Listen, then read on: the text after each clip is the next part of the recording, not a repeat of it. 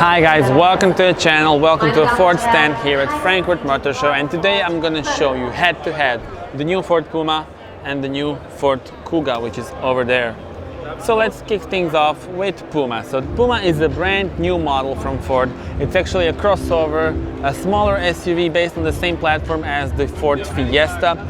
It's very attractive. So design is probably the main element that people will go for when buying this car, because I spoke to the designer actually, and he was inspired by the Ford GT. I mean, just look at these front lights. Do they remind you? They do remind me of the Ford GT. I mean, just look at this. The illumination is almost the same, and the car has this optimistic front face with a large grille. This, of course, being the ST line, does look very attractive indeed. You do have this very nice big wheels, and wheel arches are in the same color as the exterior. Of course, this lovely blue color from the ST line. Now, let me show you the car from inside. You do have digital cockpit, something that, for example, we haven't seen on Focus, but now it is here on the new Puma. Also, drivers can have the different views on that screen over there, and you also have this sort of floating main screen, and overall materials and the quality is pretty decent. So there you have it. Let's check this out.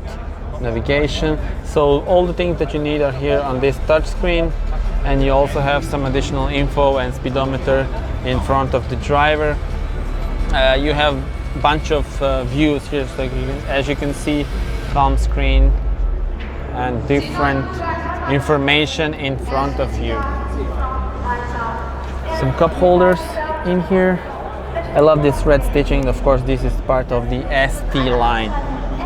Now, Puma is surprisingly big inside, really. So I will now adjust the front seat for myself and then show you how much space I have at the back.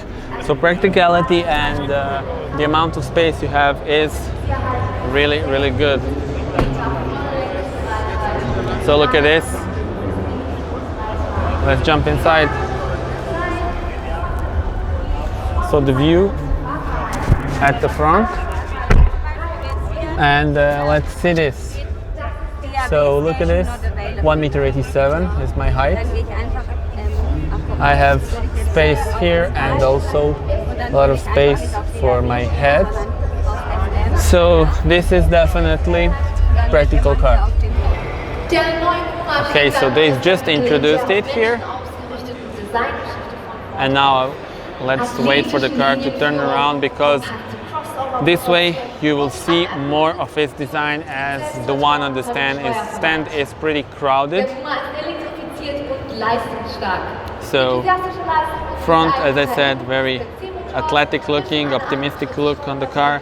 Ford GT inspired front, LEDs, ST line, and here is the look at the back.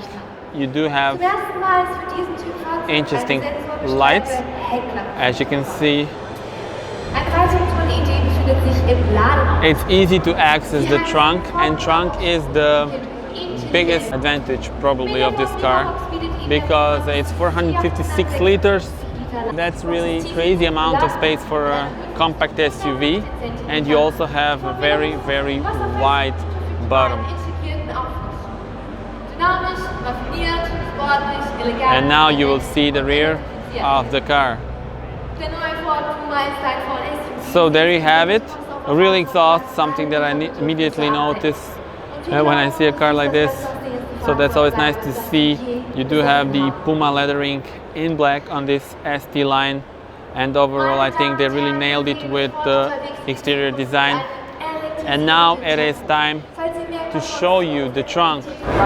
Okay, so let's check out the Puma from the rear now, when there's less people around, and I will show you the biggest advantage of this car, which is the trunk. So biggest in class, 456 liters of space with some additional storage space in here. So look at this. You have huge storage compartment over there, and I know, yeah, there's no spare wheel, but you have the tire repair kit up on the front.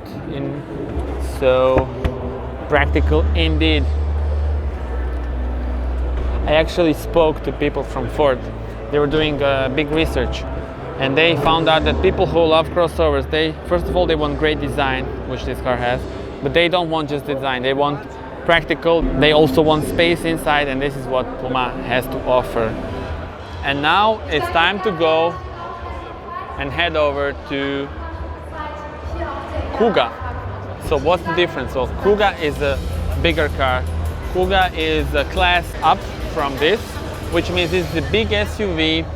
This particular model has the Vignale trim, so this is sort of like a luxurious trim, and you will immediately see that they take a lot of parts and all of elements design-wise from the Ford Focus. You do have a massive front grille, you have the Ford Focus style lights, and people will say even that it looks like a jacked up Focus. So tell me in the comments what you think about design. It's completely different to the previous, and tell me what do you think about that. Do you like that? So this is the way it looks from behind, well-known 3D illumination of the lights. You do have real exhausts. This is the plug-in hybrid version, and let's open the trunk and see that it's also very, very spacious.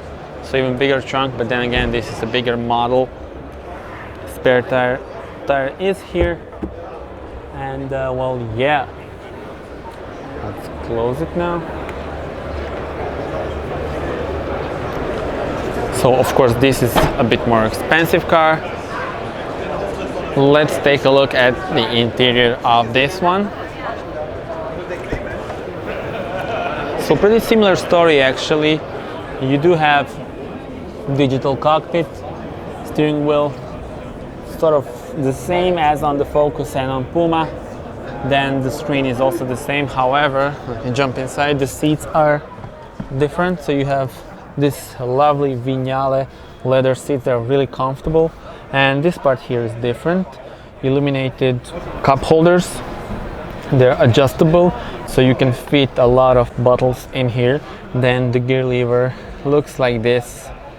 Well, this is because this one is automatic and that one was manual. So in Puma you would also get a gear lever in this form if you go for the automatic.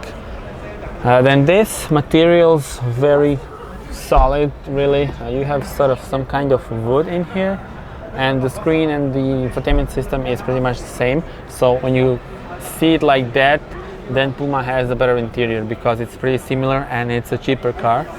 But tell me in the comments, what do you think about it? And let's jump outside.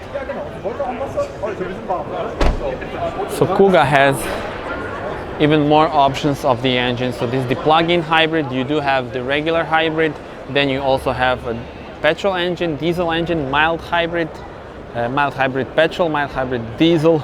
So everything you would want, you have it in Kuga, where in Puma you have slightly less options, but still pretty decent. You do have the mild petrol engine, you have the petrol engine, and also the diesel one, but diesel is coming next year. So okay, so speaking of the prices for Puma ST Line X, this particular model is 32,430 euros. And now let's check out the price of Kuga. Okay, so we do have a specs of Kuga. You have, of course, Vignale version, plug-in hybrid. However, there's no price yet, so if there will be a price available, I will put it in the description.